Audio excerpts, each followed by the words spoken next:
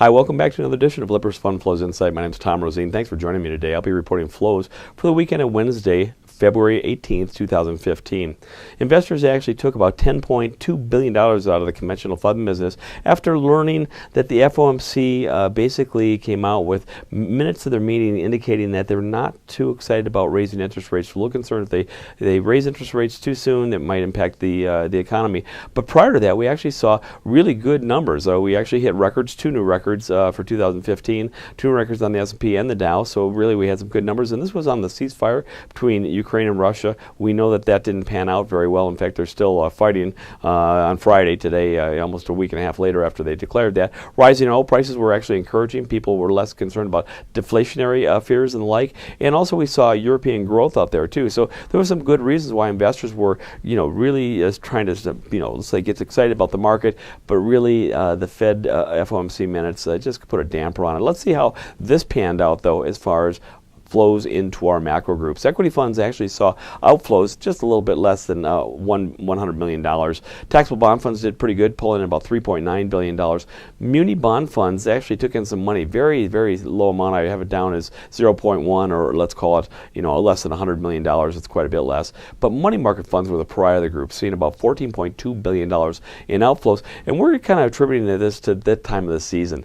Basically, in January and February, we see a lot of people putting money back to work, even though this is going to turn out to be institutional money that came out. A lot of people putting money back to work, actually taking and funding their 401ks and IRAs, and we think that might be what the phenomenon is. But let's take a closer look at each individual macro group and kind of see where the money went and where the money actually came out of. Equity funds basically had a really strong return, 2.01% return Wednesday to Wednesday. It's the third consecutive week they've actually plus side returns.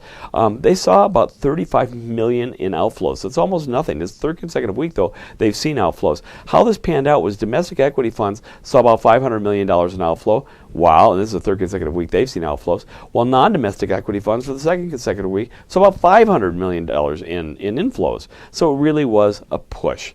Well, how this added up is really, if you take a look at it, large cap funds and small cap funds saw about $400 million of net new money leave their coffers, I should say. And then if we take a look at mid cap funds as well, they saw money leave their coffers as well, about $200 million. But on the plus side for the European region funds and all the rest of the funds internationally, we saw international equity funds actually take in about $500 million, and equally saw emerging market Japanese funds, Pacific ex-Japan, and ex-Japan funds, Pacific ex-Japan funds basically taking in about $600 million. So there's more to this story than meets the eye. Investors were actually shying away from U.S. equities and actually going more towards the European and Asia regions, obviously on good news out of Europe and the likes like that. Well, let's go ahead and take our look now at ETFs. ETFs actually for the second consecutive week saw inflows about $3.7 billion.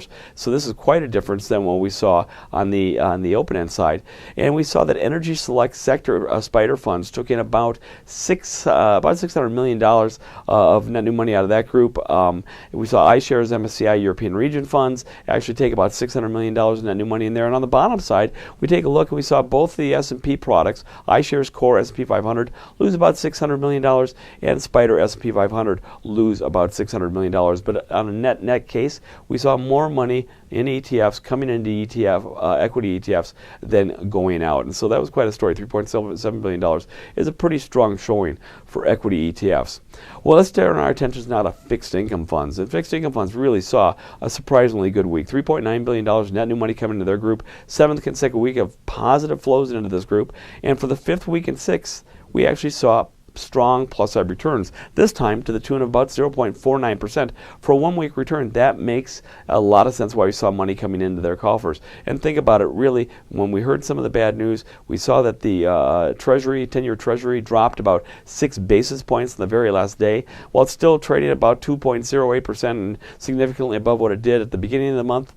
we still have seen some big declines in that treasury. And so people are kind of excited about going back into fixed income funds. And how this played out, we saw corporate investment grade debt funds taking about $2.4 billion. So the 7th consecutive week they've seen positive plus side flows. And then we take a look at high yield funds. Here's that risk factor and investors wanting to get better yields on it. High yield funds took in about $600 million the 4th consecutive week. They've seen net new money come into their group. Now, interesting enough, now we said that the Fed came out and said, hey, we don't plan on raising interest rates anytime soon. Interesting enough, loan participation funds took in $123 million.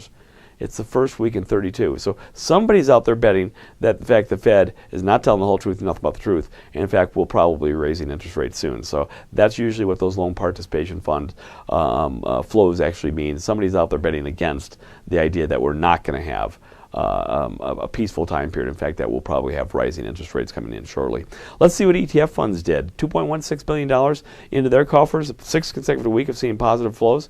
And how we take a look at is high yields are both the upside group. iShares, IBEX, high yield ETF took in about $555 million.